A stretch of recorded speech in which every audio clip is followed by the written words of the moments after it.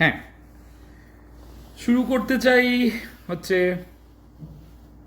Ladakh apricot festival. এটা নিয়ে বল, কারণটা আমার বেশ অন্যরকম লেগেছিল, একদমই অন্যরকম। না, অসাধারণ। আমাদের সারা বিশ্বের লোকেরা জানে হচ্ছে জাপানের চেরি ব্লসম, হ্যাঁ, চেরি ব্লসম ফেস্ট উপলক্ষে স্থানীয় কালচারাল ফেস্টিভ্যাল। কিন্তু সারা বিশ্বের লোক জানে না যে কি অসাধারণ অপরূপা আমাদের পুরুলিয়ার পলাশ ব্লসম, কি অসাধারণ অপরূপা আমাদের লে লাদাখের অ্যাপ্রিকট ব্লসম। এটা আমাদের কাছে একটা চরম দুঃখের ব্যাপার। জাপানের এই চেরি ব্লসম সারা দুনিয়া খ্যাত, কিন্তু আমাদের পলাশ ব্লসম পুরুলিয়ার দুনিয়া খ্যাত না। আর আমাদের অ্যাপ্রিকট ব্লসমও দুনিয়া খ্যাত না। এগুলোকে নিয়ে লোকজন প্রচারই করেনি। তো তোরা ইনফ্লুয়েন্সার হিসেবে কিভাবে এগোচ্ছিস? আমরা করছি, আমরা তো আমাদের ভিডিওর মাধ্যমে যা করার করছি, তাতে কিন্তু আমাদের লোকালি এটা হচ্ছে। আমি তো বাংলা ভাষায় ভিডিও বানাই, ওই জায়গায় লিমিটেড। তো আমি পলাশ ফুল নিয়েও পুরুলিয়ার পলাশের সময় গিয়েছিলাম, তার ভিডিও বানিয়েছি, তার সৌন্দর্য তুলে ধরার চেষ্টা করেছি। তেমনি অ্যাপ্রিকট ব্লসম নিয়েও 2024 আমাদের ভিডিও বেরোয়, সেই ভিডিওগুলো সাংঘাতিক হিট হয়েছিল। তখনই বাঙালি জানলো প্রথমবার যে লাদাখে অ্যাপ্রিকট ব্লসম বলে একটা ব্যাপার হয়, অ্যাপ্রিকটের ফুল ফোটে, আর তখন আর্যগ্রামে এত সুন্দর ফেস্টিভ্যাল হয়। তার আগে বাঙালি অনেকেই, মানে মাস বাঙালি, তারা জানতোই না ব্যাপারটা। কিছু কিছু অবশ্যই জানতেন, বিশেষ করে যারা সাংবাদিক ভ্রমণ নিয়ে কাজ করেন এবং ফটোগ্রাফার। তারপর এটা 2025 আমরা প্রায় 200 জন মানুষ নিয়ে, 180 জনকে নিয়ে গিয়েছিলাম। সবাই খুব এনজয় করেছিলেন। এবারও আমরা গ্রুপ ট্যুর করলাম অ্যাপ্রিকট ব্লসম উপলক্ষে লাদাখে। দারুণ সাকসেসফুল, সবাই খুব এনজয় করেছেন। খুবই সুন্দর, না অসাধারণ একটা এক্সপিরিয়েন্স হয় লাদাখে এপ্রিলের ফার্স্ট উইকে গেলে, যখন পুরো ভ্যালি, হ্যাঁ, সিন্ধু নদের দুপারে যখন আর্যগ্রামের দিকে আপনি যাবেন, দেখবেন যে পুরো ভ্যালিটা অ্যাপ্রিকট ফুলে ভরে রয়েছে। মানে কেউ অ্যাপ্রিকট ফুল অদ্ভুত হয়, মানে প্রথমে ফুল ধরে গাছে, তারপর পাতা হয় ফুল ঝরে যাওয়ার পরে। আচ্ছা, উল্টোটা উল্টোটা। এবং যখন ফুলটা প্রথমে ধরে পিঙ্ক থাকে, আস্তে আস্তে আস্তে আস্তে সাদা হয়। ধরুন প্রথম দিকে গেলে মনে হবে পিঙ্ক চাদরে পুরো ভ্যালি মোড়া, তারপর আস্তে আস্তে সাদা চাদর হয়ে যায়, তারপর আবার তারপর ঝরে না, তারপর ঝরে আচ্ছা, যাবে, আচ্ছা। তারপর সবুজ ওকে পাতা বেরিয়ে ওকে যাবে। ওকে ওকে ওকে বাংলার কথা বললি, বাংলা ভাষায় কন্টেন্টের সুবিধে অসুবিধে বল। অসুবিধে হচ্ছে যে অবশ্যই I am limited with the audience. যদিও বাংলা ভাষার মানে জনসংখ্যার হিসেবে পৃথিবীতে বোধহয় 7ম স্থানে রয়েছে বা 6ষ্ঠ স্থানে রয়েছে। হ্যাঁ, মানে প্রচুর জনসংখ্যা এটা। কিন্তু তাও ইংরেজিতে যদি ভিডিও হয় বা হিন্দিতে ভিডিও হয়, একটু এগিয়ে থাকে জনসংখ্যার দিক দিয়ে। আর সুবিধে হচ্ছে আরেকটা, এটা হচ্ছে একটা অসুবিধে, হ্যাঁ, যে আমি রিজিয়ন দিয়ে বাউন্ড, একটা রিজিয়নাল ল্যাঙ্গুয়েজে বাউন্ড, নাম্বার অফ ভিউয়ার্স এর বাউন্ডারি রয়েছে। কিন্তু যেটা সুবিধে সেটা কিন্তু সাংঘাতিক। এক হচ্ছে এটা আমার মাতৃভাষা, আমি নিজেকে সব সময় নিজের রিয়াকশান, নিজের অনুভূতিটাকে খুব সুন্দরভাবে আমার ভাষায় প্রকাশ করতে পারি, যার জন্য আমি কনফিডেন্ট সবসময়। এটা একটা বিরাট বড় সুবিধা আমার ক্ষেত্রে। হ্যাঁ, এবং অনেক কিছু আছে কথা যেগুলো অন্য ভাষায় প্রকাশ করতে গেলে হয়তো আমাকে ভাবতে হবে। হাতির সঙ্গে হাতাহাতি, একটা সিম্পল এক্সাম্পল, এটাকে আমি বাংলায় বলতে পারি, হ্যাঁ, এটাকে আমি হিন্দিতে কি বলবো?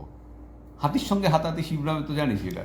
এটা আমি মানে এটা ইংরেজি বা হিন্দিতে হাতিকে সাথ হাতাহাতি কেমন লাগে? তো তার মানে তুই কখনো ইংরেজি বা হিন্দিতে সুইচ করার কথা ভাবছিস? না না, ভাবিনি। আমি প্রথমেই বাংলাতেই ভেবেছি, কারণ বাংলাতেই আমি খুব সাবলীল সবচেয়ে বেশি, যদিও আমি ইংরেজিটা খারাপ বলি না। বোধহয় একটা প্রথম দিকে দু একটা ভিডিও ইংরেজিতে করেছিলাম না, ওটা ট্রাই মেরেছিলাম। ও আচ্ছা, দেখলাম যে না, এটা হচ্ছে না, ওটা ট্রায়াল পিরিয়ড। হ্যাঁ, ট্রায়াল পিরিয়ড, এক্স্যাক্টলি ভালো হচ্ছে না, আমি যেটা চাইছি সেটা হচ্ছে না। ওকে, তো ইংরেজি বা হিন্দি, হিন্দি আমি জঘন্য বলি, ইংরেজিটা তাও বলি, ঠিক আছে। কিন্তু বাংলাটাই এটা সুবিধে, সবচেয়ে বড় সুবিধে হচ্ছে এটা, যে বাংলায় আমি আমার ভাষায় আমার অনুভূতিকে প্রকাশ করতে পারছি। আমার কাছে এটা বিরাট সুবিধে। বেশ। বাংলা ট্রাভেল আরো একটা সুবিধে আছে, বল বল। ছিল তখন অ্যাটলিস্ট, সেটা হচ্ছে হিন্দি বা ইংরেজিতে হলে কম্পিটিশনটা যে লেভেলের হতো নতুন ইউটিউবার হিসেবে, হ্যাঁ, সেটা হচ্ছে যদি আমি হিন্দিতে বানাতাম তাহলে সারা ভারতে যারা ন্যাশনাল লেভেলে হিন্দিতে বানাচ্ছে তাদের সঙ্গে কম্পিটিশন হতো। ইংরেজিতে বানালে সারা ওয়ার্ল্ড ওয়াইড যারা কম্পিটিটর আছে ট্রাভেল ভিডিও বানাচ্ছেন তাদের সঙ্গে কম্পিটিশন হতো, কারণ দর্শক সংখ্যাও কিন্তু ওয়ার্ল্ড ওয়াইড। একদম। তো আমার একটা বিরাট কম্পিটিশন, এবং সেখানে টেকনোলজিক্যালি আমি অনেক পিছিয়ে থাকতাম, কারণ যারা ইংরেজিতে ভিডিও বানাচ্ছেন তারা অনেক বেশি সফিস্টিকেটেড সুন্দর দুর্ধর্ষ ভিডিও বানাচ্ছেন। সেক্ষেত্রে আমি যখন স্টোরি টেলিং করছি, আমি বাঙালির নার বুঝে আমার গল্পটা বলছি, এবার বিশ্বের নার বুঝতে হচ্ছে না, স্বাভাবিক। কম্পিটিশনটা লিমিটেড হয়ে যাচ্ছে। এবং তখন যখন আমি শুরু করেছি তখন কিন্তু বাংলা ইউটিউবে খুব বেশি সংখ্যক কন্টেন্ট ক্রিয়েটার ছিলেন না যারা ট্রাভেল ভিডিও বানাচ্ছিলেন। সুতরাং আমার পক্ষে সেটা কিছুটা মঙ্গলময় হয়েছে, ভালোই হয়েছে, আসাটা সুবিধাজনক ছিল। এটা হচ্ছে আরেকটা সুবিধে। বেশ, যেহেতু বাংলা ট্রাভেল ইউটিউবারদের কথা বললি, এই কুনাল বোস বা নেচারং এনাদের সঙ্গে ধর কোলাব বা কম্পিটিশন কিরকম? আমাদের বাংলা ট্রাভেল ব্লগিং ইন্ডাস্ট্রি সবাই সবার সঙ্গে খুবই ওতপ্রোতভাবে জড়িত। নেচার জুমের পলাশবাবু, হ্যাঁ, উনি অনেক আগের থেকে ভিডিও বানাচ্ছেন। সঞ্জিত অনেক আগের থেকে ভিডিও বানাচ্ছেন। আর সবচেয়ে আগে হচ্ছে 2011 সাল থেকে ভিডিও বানাচ্ছেন হচ্ছে আমাদের, নামটা মনে করতে হবে একটু পার্ট। হ্যাঁ, তো প্রথম বাংলায় ট্রাভেল ব্লগ বোধহয় শুরু করেছিল চিন্ময় নাথ, ব্যারাকপুরি বাড়ি ওনার, উনি সাংবাদিক ছিলেন, এবং উনি সেই 2011 সাল থেকে বোধহয় বাংলায় ট্রাভেল ব্লগ দিয়ে আসছেন ইউটিউবে। আর তারপর সঞ্জিত আমার একই বয়সী, আমরা একই বয়সী। তারপর পলাশবাবু অনেকদিন আগে শুরু করেছিলেন। এই 3টে চ্যানেলই ছিল তখন আমি যখন শুরু করি। আচ্ছা, ঠিক আছে। তারপর আমি শুরু করি, তারপর কৌশিক আসে, তারপর সৈকত আসে, মেক পিয়নের ব্লগ অনেক পরে আসে। তারপর কুনাল কিন্তু বেসিক্যালি ট্রাভেল ব্লগ, ওটা ওর মূল চ্যানেল নয়। ওর মূল চ্যানেল হচ্ছে নেতাজিকে নিয়ে যে চ্যানেল করেছে, নেতাজি বিষয়ক গবেষণামূলক অনেক তথ্য দিয়ে ও দুর্দান্ত সব ভিডিও বানায়। সেখান থেকে কুনাল এমনি বেসিক্যালি সাংবাদিক আগেই ছিল। ও তো একটা না অনেকগুলো জায়গায় অ্যাঙ্কারের কাজ করতো, নিউজ অ্যাঙ্কারের বেশ কিছু, প্লাস ও নেতাজিকে নিয়ে এই ধরনের একটা ইউটিউব চ্যানেল চালাতো। ও ট্রাভেলটা ওর প্যাশন, কিন্তু ট্রাভেল চ্যানেল করার পেছনে ওর উদ্দেশ্য হচ্ছে যে আমি ঘুরে বেড়াবো, যে কিছু ভিডিও বানালাম দিলাম, কিন্তু ওটার মূল জায়গা নয়। মূল জায়গা কিন্তু নেতাজিকে নিয়ে গবেষণা, বা এখন যেটা ও করে রাজনৈতিক বা সমসাময়িক ঘটনাগুলি নিয়ে ভিডিও বানায়, সেটা। আচ্ছা, যেটা হচ্ছে ইনস্টাগ্রাম, ফেসবুক গ্রুপ, এই দুটো ইউটিউবের সঙ্গে আলাদা করিস কিভাবে, বা এ দুটোকে নিয়ে একসঙ্গে চলিস কিভাবে? এখন এটা ফেসবুক গ্রুপের আর কোনো এখন বাস্তবে সেভাবে কোনো গ্রহণযোগ্যতা আছে বলে আমার মনে হয় না। ফেসবুক গ্রুপ একটা সময় ছিল খুব পপুলার, বিশেষ করে যারা ভ্রমণ নিয়ে লেখা লিখতেন তাদের কাছে। এখন ফেসবুক গ্রুপগুলো আস্তে আস্তে ডিকে করে গেছে, জনপ্রিয়তা কমে গেছে। সেগুলো গ্রুপগুলোর যে পোস্ট হয়, তার যে ইন্টারাকশন হয়, সেগুলো দেখলেই বুঝতে পারবি। যেটা এখন আছে সেটা হচ্ছে যে 3টে ক্ষেত্র মূলত আমাদের এখানে। একটা হচ্ছে ইউটিউবে লং ভিডিও, ইউটিউবে শর্টস ভিডিও। ঠিক আছে, মানে ইউটিউব একটা প্ল্যাটফর্ম হিসেবে আছে যেখানে আমরা লং ফরম্যাটেড ভিডিও দিতে পারি, শর্টস ফরম্যাট ভিডিও দিতে পারি। 2 নম্বর ক্ষেত্র হচ্ছে ইনস্টাগ্রাম, আর 3 নম্বর ক্ষেত্র হচ্ছে ফেসবুক পেজ। কন্টেন্ট ক্রিয়েটারদের কাছে এই 3টে হচ্ছে জায়গা। এর মধ্যে লং ফরম্যাট ভিডিও একমাত্র ইউটিউবেই জনপ্রিয়। শর্ট ফরম্যাট ভিডিও ফার্স্ট নিয়ে আসে ইনস্টাগ্রাম রিল ফরম্যাটে, তারপর ফেসবুকেও সেটা হয়। একদম ঠিক আছে। ফেসবুক আগে যে জন্য পপুলার ছিল সেটা হচ্ছে লেখা উইথ ছবি এবং লেখা, বা শুধুই ছবি বা শুধুই লেখা। এখন আস্তে আস্তে ভিডিও কেন্দ্রিক সব কন্টেন্ট হয়ে গিয়েছে। একদমই তাই। তো ফার্স্টে জনপ্রিয় হয় ইউটিউব লং ফরম্যাট ভিডিও। বা লং ফরম্যাট ভিডিওতে না দর্শক কমিটেড থাকে। দর্শক যখন ইউটিউব খুলছে তখন সে জানে যে আমি একটা ভিডিও দেখব এবং তার জন্য আমি একটা টাইম আমাকে দিতে হবে। তুই যখন হলে যাচ্ছিস তুই জানিস যে আমি 3 ঘন্টা বসে থেকে সিনেমাটা দেখবো, ঠিক আছে, you are committed for the time. তুই যখন টিভি দেখতে বসিস তখন তুই জানিস যে এই নিউজটা আমি দেখবো, এটা 1/2 ঘন্টা চলবে এবং আমি দেখবো। তুই ধৈর্য ধরে ওটা দেখবি, বিকজ তুই দেখার আগেই ডিসাইড করেছিস যে তুই একদম ব্যয় তাই, করবি। ঠিক। ইটস লাইক ঠিক ইউটিউব ইটস লাইক টিভি, ঠিক আছে, or it's like a movie, or it's like a OTT platform, ঠিক আছে, যে আমার একটা কমিটেড টাইম। শর্টস বা রিলের ক্ষেত্রে কি হয়, ইউ আর নট কমিটেড, তোর খানিকটা সময় আছে, তুই একজন আসবে, জাস্ট স্ক্রল করতে থাকছিস, কল করতে থাকি, ভালো লাগছে দেখছিস, ভালো লাগছে না উল্টে দিচ্ছিস, পরেরটায় যাচ্ছিস, আবার যাচ্ছিস। সো এঙ্গেজমেন্ট শর্ট ফরম্যাট ভিডিওতে ধরে রাখা ইজ হাইলি চ্যালেঞ্জিং। আচ্ছা, কারণ একটা শর্ট স্প্যান অফ টাইমে তোর মাথার মধ্যে ঢুকতে হচ্ছে, মাথাটাকে ক্যাপচার করতে হচ্ছে ইনস্ট্যান্টলি, এবং তাকে ধরে রাখতে হচ্ছে for 2.5 minutes, or maybe at most 3 minutes. So hardly we can capture any mind for 3 minutes. That মানে আমরা যদি 3 মিনিটের একটা ভিডিও দিই, তার 1 মিনিট যদি ভিউ হয়, দ্যাট ইজ বেশ ভালো সাকসেসফুল, হাইলি সাকসেসফুল, বেশ ভালো ভিউ। তো এবার শর্ট ফরম্যাট ভিডিওর ক্ষেত্রে চ্যালেঞ্জটা হচ্ছে এখানেই যে আমাদের অডিয়েন্সের রিটেনশনটাকে ক্যাপচার করা, অ্যাটেনশনটাকে ক্যাপচার করা, যাতে রিটেনশনটা বাড়ে। তো সেটা একটা বিরাট চ্যালেঞ্জিং ব্যাপার। কিন্তু এবার এখানে বুঝতে হবে যে ব্র্যান্ডের খেলাটা, আমাকে যদি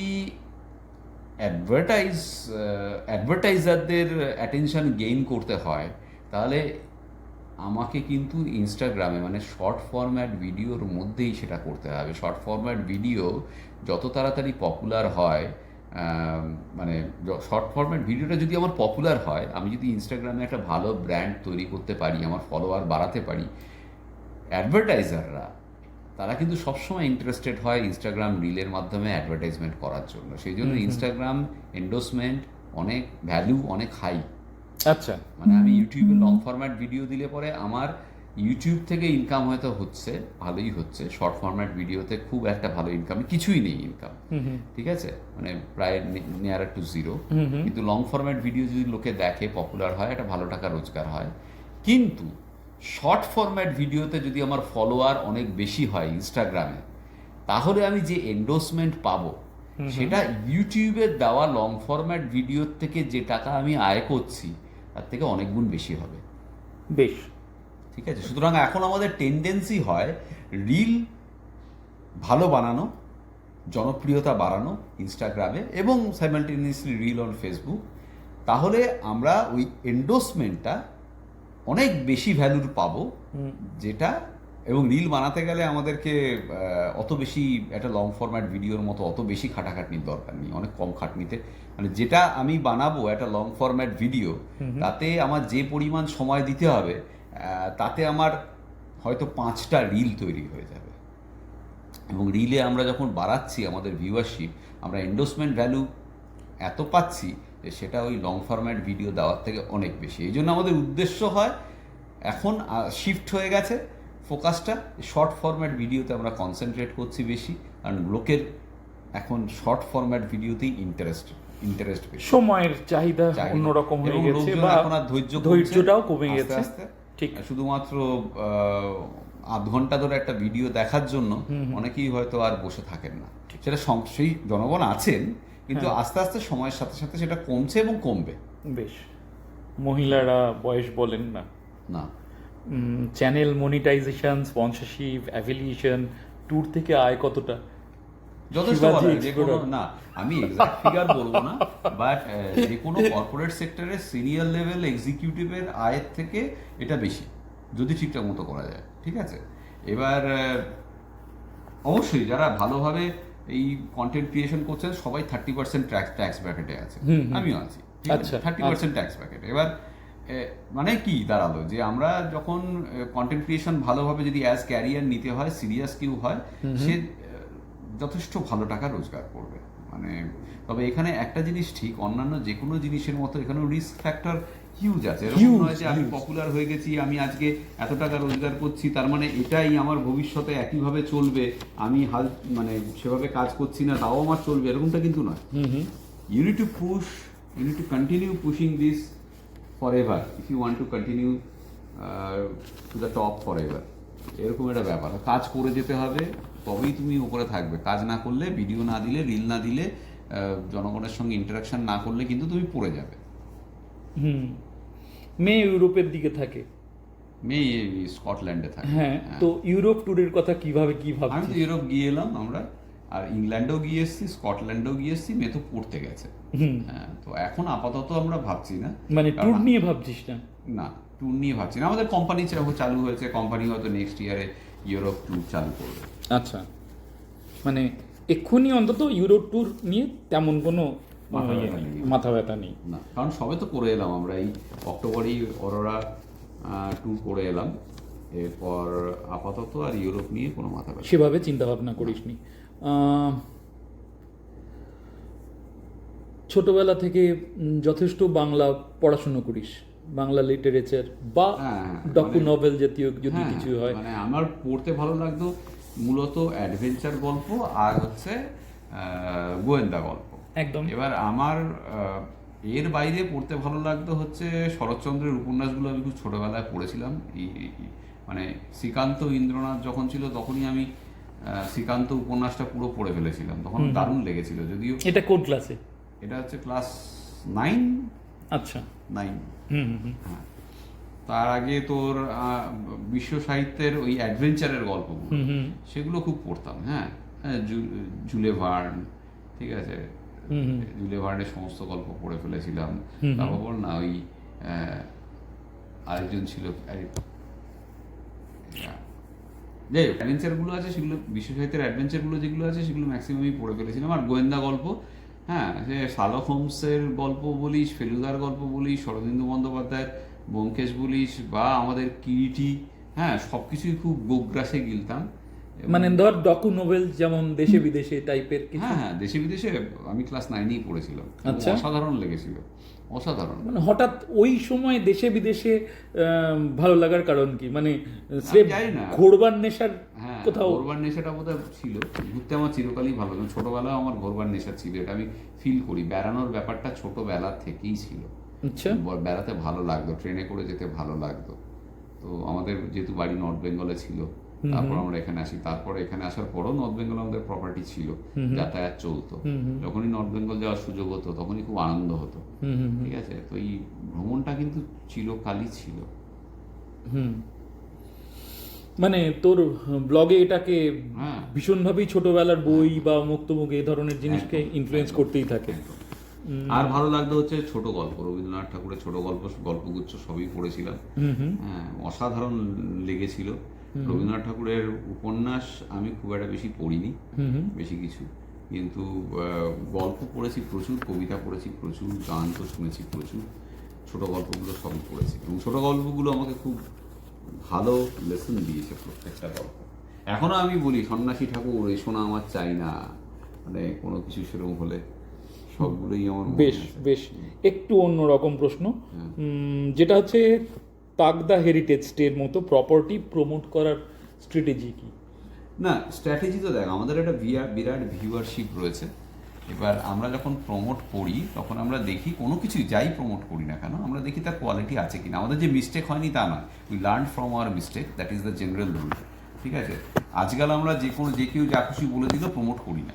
ঠিক আছে, আমরা স্ট্যান্ডার্ড মেনটেন করার চেষ্টা করি, যে না, আমি কিছু একটা বলছি, আমার দর্শকরা আমাকে বিশ্বাস করেন, তারা আমার কথায় বিশ্বাস করে সেই জায়গায় যাচ্ছেন বা সেই দোকানে গিয়ে খাচ্ছেন, তারপর তাদের মনে হচ্ছে যে না, এটা যেরকমটা ভেবেছিলাম সেরকমটা নয়, এটা কিন্তু আমাদের ব্র্যান্ডের জন্য ক্ষতিকর।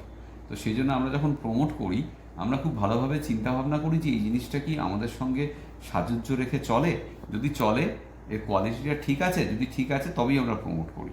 তো তাগদাটা আমাদের নিজেদের প্রপার্টি, কালিম্পংও আমাদের নিজেদের প্রপার্টি, ওই জায়গার স্ট্যান্ডার্ডগুলো আমরাই সেট করেছি। এখনও পর্যন্ত দেখ, 100% স্যাটিসফ্যাকশান কখনো কাউকে দেওয়া যায় না, এটা ইম্পসিবল ব্যাপার ইন এনি বিজনেস। বাট আমরা এটা গর্ব করে বলতে পারি যে না, তাগদায় বা কালিম্পংয়ে বা পেলিংয়ে যারা গিয়েছেন, আমাদের প্রপার্টিগুলোতে থেকেছেন, তাদের 95%, 96% মানুষ স্যাটিসফাইড। 5%, 4% হয়তো আমরা কোনো কারণে অ্যাক্সিডেন্টাল কেসও রয়েছে। অ্যাক্সিডেন্টাল বলতে হয়তো তখন ঝড় বৃষ্টি হয়েছে, 24 ঘন্টা কারেন্ট নেই, এরকম সময় একজন গিয়ে পড়েছেন। হ্যাঁ, সেগুলো তো ইনসিডেন্ট এরকম ঘটতে পারে।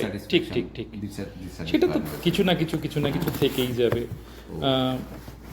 ট্রাভেল টিপসের মধ্যে budget management, safety, local food try, এরকম ভাবে তোর টপ 3 কি? সেফটি তো অলওয়েজ আমাকে দেখতে হবে। আমি যখন যে কেউ দেখবেন এটা, তাই না, আমরা যে কোনো জায়গায় যাওয়ার আগে 10বার ভাববো যে আমার সেফটি ইস্যু আছে কিনা। সুতরাং যারা ফ্যামিলি নিয়ে বেড়ান, দেখো যারা সোলো ট্রিপ করছেন এবং যারা ফ্যামিলি নিয়ে বেড়াচ্ছেন দুজনেই একটু ভালনারেবল। হ্যাঁ, একদম।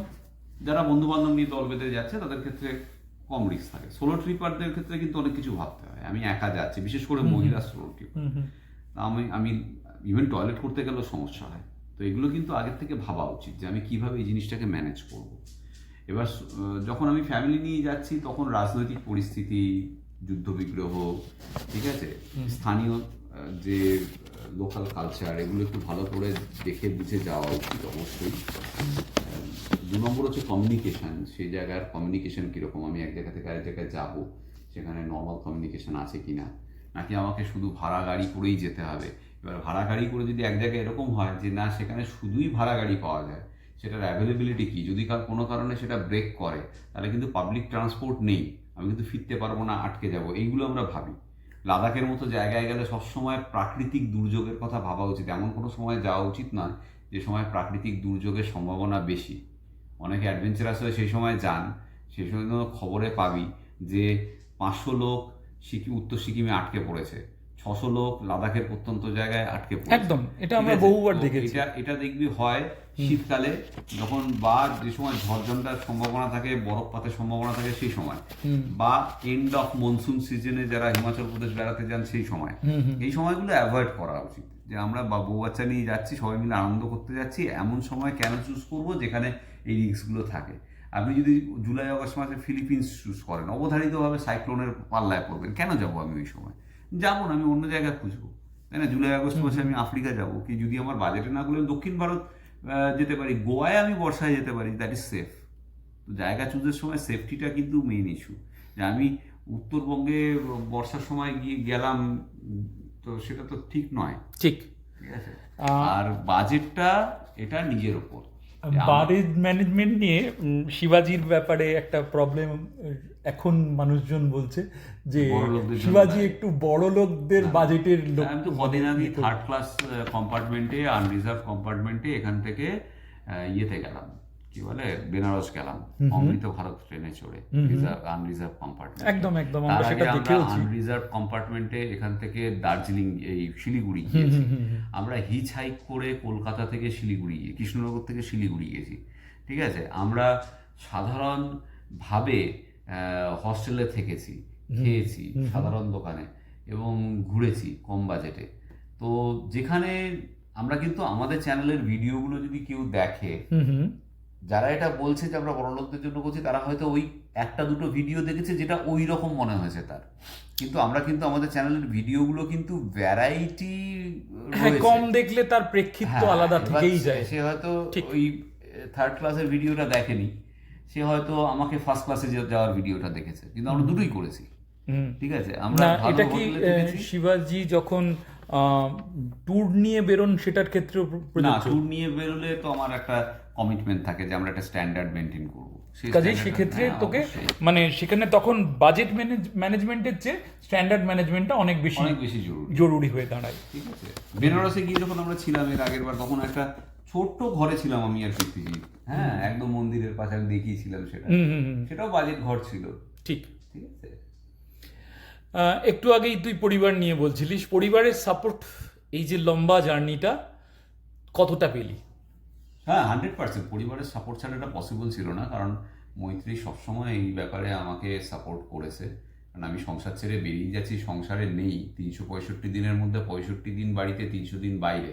আমার বাবা মা, ওর বাবা মা, শ্বশুরমশাইতে চলে গেলেন, যাই হোক, সব বয়স্ক লোকেরা রয়েছে, তাদের সম্পূর্ণ দায়িত্ব মৈত্রীকে নিতে হচ্ছে, প্লাস সংসারের দায়িত্ব, প্লাস ছেলেমেয়ে বাইরে পড়াশুনো করছে, তাদের দেখাশোনা, তাদের খবরাখবর রাখা, তাদের পড়াশোনার জন্য যা যা প্রয়োজনীয় সেগুলো সাপ্লাই দেওয়া, সব কিছুর দায়িত্ব কিন্তু মৈত্রীর ছিল। বাড়িটাকে সামলে রেখেছে গত 5 বছর ধরে। সেটা যদি ও না করতো, আমি কিন্তু এইভাবে ফ্রিলি কাজ করতাম না। এবার এখানে মৈত্রী খুব গ্ল্যাডলি অ্যাকসেপ্ট করেছে। অন্য কোনো মহিলা সেটা না করতেই পারতেন, যে তুমি বেড়াতে যাচ্ছ, আমিও যাব, সেই ধরনের কোনো ব্যাপার কিন্তু হ্যাঁ, আমার পরের প্রশ্ন হচ্ছে যে মৈত্রী তো ট্রিপে কতটা যোগ দেয় এবং খুবই কম, সেখানে খুবই কি কম। পজিটিভ বা নেগেটিভটা আমায় বল। না, মৈত্রী খুবই কম যোগ দেয়। যখন মানে আমিও খুব জোরাজোরি করলাম বা ফ্যামিলি সবাই মিলে যাচ্ছি, সেই সময় মৈত্রী আমরা দার্জিলিং গেলাম সবাই মিলে। এর আগে বাবা মার সঙ্গে দার্জিলিং গিয়েছিলাম তখন, তার আগে পুরুলিয়াতে গিয়েছিলাম বাবা মা শ্বশুর শাশুড়ি মিলে, বা শান্তিনিকেতন গিয়েছিলাম। তো যখন ফ্যামিলি ট্রিপ হয়, বন্ধু বান্ধবদের ট্রিপ হয়, তখনই মৈত্রী যায়, যদি প্রোভাইডেড আমার ওর ফাঁকা থাকে বা সবকিছু ঠিক থাকে, মনে হয় যে না এখন যাওয়া যেতে পারে, বাড়িতে একজনকে রেখে যাওয়া যেতে পারে। কারণ সবাই বাবা মা হ্যাঁ, সব এতদিন তো চারজন যায় তো মানে ঠিক আছে, আমরা নাহলে দেখেইছি যে বয়স্ক লোকজন বাড়িতে রয়েছেন, তাদের ছেড়ে তো যাওয়া যায় না। একদমই। তো এইভাবে মৈত্রী যায় আর কি, তাছাড়া ওর পক্ষে যাওয়া সম্ভব হয় না। আর ও এটা বোঝে যে আমি বাইরে যাচ্ছি বেড়াতে নয়, আমি আমার কাজে যাচ্ছি। এটা একদম কিন্তু তাই, খুব ভাইটাল। একদম তাই। যে অন্য একটা লোক যিনি চাকরি করেন, তিনি যেমনি তার অফিসে যাচ্ছেন বা অফিস ট্যুরে যাচ্ছেন, সেটা কাজের জন্য যাচ্ছেন, আমিও সেটা কাজের জন্যই যাচ্ছি, ওটা এন্টারটেনমেন্টের জন্য যাচ্ছি না। ঠিক আছে? বেশ। নতুন ধরনের কোনো চ্যানেল? না, আপাতত অনেক দিন ধরেই ভাবছিলাম যে আমরা করব নতুন কিছু, কিন্তু ভাবনা চিন্তার স্তরেই রয়ে গেছে, নতুন চ্যানেল আর আপাতত তৈরি করার কোনো ইচ্ছে নেই। না মানে তোর যেটা চিরকালীন স্বভাব, আমি এটাতে আনন্দ পাচ্ছি, জায়গাটা এখনো পাচ্ছিস, কাজেই সুইচ ওভার করে অন্য ধরনের চ্যানেলের কথা ভাবছিস না। না, আমি আপাতত এখনো আনন্দ পাচ্ছি, তাই করে যাচ্ছি। যেদিন আনন্দ পাবো না আর, সেদিন অন্য কিছু করবো আবার। বেশ। পডকাস্টের প্ল্যান আছে? এই হ্যাঁ, যে এত podcast, হ্যাঁ, কয়েক হাজার মানুষের সঙ্গে মিশিস, আর সবচেয়ে বড় কথা তোর মেশার ক্ষমতা একদম অন্যরকম। সেই মানে দুদিনে বন্ধু হয়ে যাওয়ার লোকজন আমি দেখেছি প্রচুর, তোকে। প্রচুর। এবার হ্যাঁ, পডকাস্ট আমি করতেই পারি।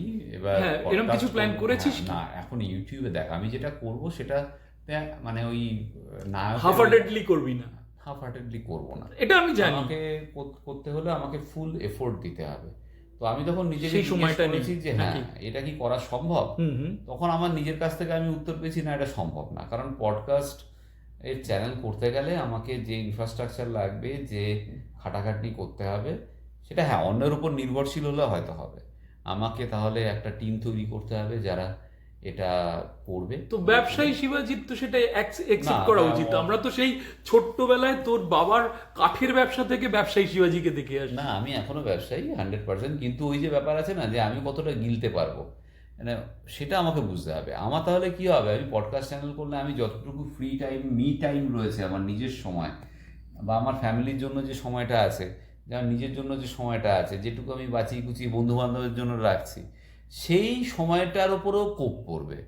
তো আমার আমার মি টাইমটা চুরি যাবে। চুরি যাবে আমার আচ্ছা। Me time. ওটা আমি ব্যবসায়ী, তার মানে আমার এরকম নয় যে আমি সবসময় খুঁড়োর কল লাগিয়ে খাবারের ব্যবসার টাকার পেছনে ছুটছি। হ্যাঁ, ঠিক ঠিক ঠিক ঠিক। ওটা নয় যে আমার আনলিমিটেড। আমার থোড়া হ্যাঁ, থোড়ে কি জরুরত হ্যাঁ, দ্যাটস ইট। একদম একদম। সবাই যে কোয়েশ্চেনটা করে যে অ্যাসপায়ারিং ব্লগার, তাদের মেসেজ বলতে তো তুই অলরেডি এখানে বলে ফেলেছিস যে দিব্যি বললি যে তোমরা রোজগার করতেই পারো, তবে সব কিছু ভেবে এসো ভাই, এখানে রিস্ক বেশি, এখানে সব কিছু যদি কোয়ালিটি হয় তুমি রোজগার করতে পারবে। এছাড়া যেটা বলে উঠিসনি এখনো, না, বা খুব এটা বলতে ইচ্ছে হয়। প্রচন্ড রিস্কি জব। হ্যাঁ, আমি দেখেছি ইয়াং এজের লোকেরা, মানে যারা ভাবছেন যে আমরা সোশ্যাল মিডিয়া কন্টেন্ট ক্রিয়েটর হব, তারা প্রচুর টাকা এবং সময় খরচা করে এক্সিস্টিং কাজবাজ ছেড়ে এতে ঝাঁপিয়ে পড়ছেন একটা স্বপ্নের আশায়, স্বপ্নের নেশায়, কিন্তু ম্যাক্সিমামই ফেলিওর হচ্ছেন। অল্প কয়েকজন এতে সাকসেসফুল হচ্ছেন। তো এইখানে কিন্তু রেশিওটা অনেক অড, মানে 100 জন ঝাঁপালে হয়তো সাকসেসফুল হচ্ছেন 5 জন। ঠিক আছে? আমরা কিন্তু জানি যে অসংখ্য ইউটিউব চ্যানেল বা অসংখ্য ইনস্টাগ্রাম প্রোফাইল ক্রিয়েট হচ্ছে প্রত্যেক দিন লাখে লাখে, কিন্তু সাকসেসফুল হচ্ছে খুব অল্প। এটা কিন্তু মাথায় রাখতে হবে। তো নিজের প্রতি বিশ্বাস, কন্টেন্ট ক্রিয়েট করার পজিটিভলি একটা স্পৃহা, এগুলো খুব কমন, বাট এগুলো খুব ইম্পর্টেন্ট। এগুলো লাগে, যথেষ্ট পরিমাণে সময়, ভাবনা চিন্তা করার মতো লাগবে, মাথা লাগবে, সব কিছু মিলিয়ে মিশিয়ে কিন্তু কন্টেন্ট ক্রিয়েটার। এরকম নয় যে ইটস এ ম্যাজিক, আপনাকে দেখতে সুন্দর, আপনাকে দেখবে সবাই। আপনার গানটা খুব সুন্দর তার মানেই আপনার গান সবাই শুনবে, ইটস নট লাইক দ্যাট। হ্যাঁ, গানটাকে প্রেজেন্ট করা, দেখুন গান সবাই শোনে, অনেকেই ভাবে আমি গান করছি, আমি দুর্দান্ত গাই, আমি তাও পপুলার হচ্ছি না কেন? তার কারণ the way you are presenting is not acceptable, ঠিক আছে? তো ওখানে চেঞ্জ করতে হবে। তো আপনার চ্যানেল চলছে না মানে আপনাকে অ্যাকসেপ্ট করতে হবে আপনি ভুল করছেন, আপনারটা আকর্ষণীয় হচ্ছে না, ঠিক আছে? এইগুলো অ্যাকসেপ্ট করতে পারে না অনেকে, নিজেকে নিজের ভুল থেকে শেখার ইচ্ছে, শেখা এগুলো লাগবে আর কি, তবেই হবে। বেশ, খুব ভালো।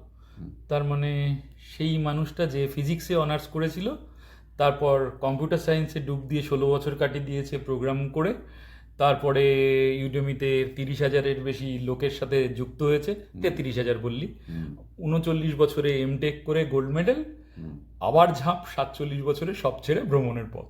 হ্যাঁ, এর পরের সুইচ ওভারটায় কোন শিবাজি কি এক্সপ্লোর করবে? হ্যাঁ, আমি এটা অনেকটা ভেবেছি। বল দেখি। না, আমাদের এই কোম্পানিগুলো যদি দাঁড় করিয়ে ফেলতে পারি আমি, হ্যাঁ হ্যাঁ, তাহলে আমার নেক্সট স্টেপ হবে যে আমি বাচ্চাদের জন্য কিছু করতে চাই, ঠিক আছে? আরে বাস, হ্যাঁ, আমি Great. হয়তো চাইবো কিরম যে- ধরনের? মানে এটা আমার সবসময় মনে হয়েছে আমাদের সমাজে বাচ্চাদেরকে যেভাবে শেখানো উচিত, একদম প্রাইমারি এডুকেশন, সেইভাবে শেখানো হয় না। এবং এটা কিন্তু আমি সমাজের ক্রিম লেয়ারের জন্য করব না। যদি আমি এটা কখনো করি, একদম আহ, এমন একটা লেয়ারের জন্য করবো যে লেয়ারের বাচ্চারা সত্যি স্কুলে যেতে তাদের কাছে চ্যালেঞ্জ, বা সঠিকভাবে পড়াশুনো করে সঠিকভাবে বেড়ে ওঠা যাদের কাছে চ্যালেঞ্জ, এই রকম বাচ্চাদের জন্য আমি চেষ্টা করব ঠিকভাবে পড়াশুনোটা কিভাবে করতে হয় সেটা শেখা। আমার কিন্তু একটা অন্য কথা মনে হয়, এখনকার ছোটদের থেকে বড়দের শিক্ষার দরকার, সেটা বিশেষ যারা করে smart বাচ্চা। সভ্যতা ভদ্রতার জায়গাটা অনেক বেশি ভদ্র, অনেক বেশি সভ্য। ঠিক। আজকের দিনের বাচ্চারা আমি তো দেখছি একদম। অনেকেই রাস্তাঘাটে জিনিসপত্র ছড়ে না, থুতু ফেলে না, সত্যি সত্যি এরা শিখে বড় হচ্ছে। মানে অন্তত কিন্তু এটা কিন্তু- আমাদের সময়কার হ্যাঁ। মানুষের চেয়ে এরা অনেক সচেতন। না, এটা কিন্তু শুধুমাত্র ক্রিম লেয়ার বাচ্চাদের ক্ষেত্রেই হচ্ছে। আচ্ছা, ক্রিম লেয়ার বলতে আমি কি বোঝাতে চাইছি বুঝতে পারছিস তো? যে একদম। যাদের বাবা মারা শিক্ষিত, যাদের বাবা মাদের একটা ভালো আয় রয়েছে, যারা মোটামুটি ভালো স্কুলে পড়ে, তাদের। এবার এদের মধ্যেও অনেকে আছে যারা শিখছে না, সেটা ঠিক আছে, কিন্তু তাদের সেই স্কোপটা স্টিল আছে। আমি কিন্তু এই বাচ্চাদের কথা বলছি না, আমি এমন একটা শ্রেণীর কথা বলছি যাদের কাছে স্কুলে যাওয়াটা, প্রাথমিক বিদ্যালয়ে যাওয়াটাই একটা বিরাট বড় চ্যালেঞ্জ, ঠিক আছে? তাদের ক্ষেত্রে সারা দুনিয়াটা খুলে যাবে যদি তাদেরকে শুধুমাত্র প্রাথমিক শিক্ষাটা ঠিক মতো দেওয়া যায়। বেশ, শুধুমাত্র ওই জায়গাটায় বিরাট বড় কাজ করার আছে, সেটা যদি আমি করতে পারি, সেটা কিন্তু আমি ব্যবসার জন্য নয়, সেটা আমি শুধুমাত্র বলতে পারি সেই কাজটা করার জন্যই করব, যে এই সিএসআর এর জন্য। আমি এটাকে জানি না সিএসআর বলা যাবে কিনা, বা অন্য কিছু বলা যাবে কিনা, বা ফিলান্থ্রপি বলা যাবে কিনা। ইটস মাই উইশ যে আমি এটা করতে চাই। আমার মনে হয়েছে আমার বেড়ে ওঠায় খামতি আছে, আমার শিক্ষায় খামতি আছে। কারণ কি, আমার ওই প্রাইমারি এডুকেশনে খামতি আছে। আমি বড় হয়ে নিজে বুঝতে শিখে নিজে শিখেছি যে আমাকে কিভাবে পড়াশুনো করাটা উচিত ছিল। তো আমার এখন মনে হয় যে আমি এতগুলো দেশও দেখলাম, যে আজকে যদি তুই সুইডেনে যাস, নরওয়েতে যাস, দেখবি সবচেয়ে বেশি টাকা ওই দেশের সরকার খরচা করে প্রাইমারি এডুকেশনে। সো আমার চিন্তাভাবনাটা মনে হয় কোথাও না কোথাও জাস্টিফাইড, যে বাচ্চাদের যদি আমরা ঠিকমতো শিক্ষা দিতে পারি, তবেই আমাদের সমাজ ব্যবস্থা ঠিক হবে এবং তবেই ভারতবর্ষ এগোবে। তো এটা আমার সবসময় মনে হয় বাচ্চাদের জন্য বা বাচ্চাদের এডুকেশনের জন্য অনেক কিছু করা যায়, সেখানে স্কোপ আছে এবং সেখানে আমি কাজ করতে চাই। বেশ, ফিলান্থ্রপিক না, এটা শিবাজির জন্য philanthropy নয়, আমার অনেক আমি নিজের থেকে খরচা শুভেচ্ছা করবো রইল। না, আমি এই কাজটা নিজের মাথা খাটাবো, নিজে এই উদ্যোগটা নেব, কিন্তু খরচাটা নিজের থেকে করবো না, খরচাটা আমি কর্পোরেট লোকজনদের থেকে আদায় করে নেব। বেশ, অবশ্যই। শুভেচ্ছা রইল এই কাজের জন্য। আজকের মতো এটুকুই।